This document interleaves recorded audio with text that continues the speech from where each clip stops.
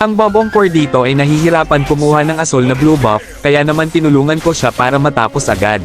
At nang makuha namin ang buff ay natulala siya sa sobrang saya dahil mabilis na siya makaka-level 4. At nung meron na siyang ultimate ay pinasok niya na si Leslie sa torre. Sobrang galing niya nga dito kaya ayan patay ang Gabo.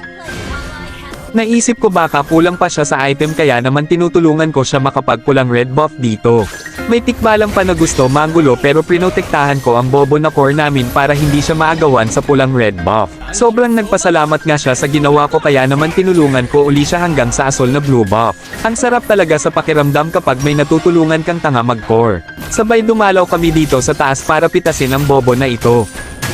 Ayun nakakill na rin sa wakas si Hayabuta kaya naman tinulungan ko pa siya para lalong lumakas. Nagtatawag ng backup dito yung MM kaya naman dumalaw ako sa mid lane para pumitas ng Bobong Mage. Kanina pa ito si Leslie masyado na nataba kaya naman binigyan ko muna bago niya paubusin mga tanga kong kasama.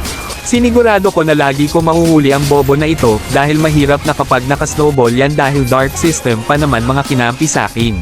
Kahit mapunat itong tikbalang ay palagi ko binibigyan dahil akala ng bobo na ito ay matigas na siya. Nakipag 1v1 pa talaga sa akin ang tanga na ito akala niya matigas siya. Nagdatingan na nga ang bobo kong kakampi pero si Hayabuta parang tanga tipi pa ng tipi. Kapag hindi namatay itong tikbalang baka ikaw ang tamaan sa akin walang yaka. Itong Leslie hindi na nadala. Kahit nakapikit ay tatamaan kita. Kaya wag mong ginagawang biro ang joke dahil seryoso ako magbuhat ng mga tanga kong kasama. At ayun MVP ako dahil sobra kong matulungin talaga.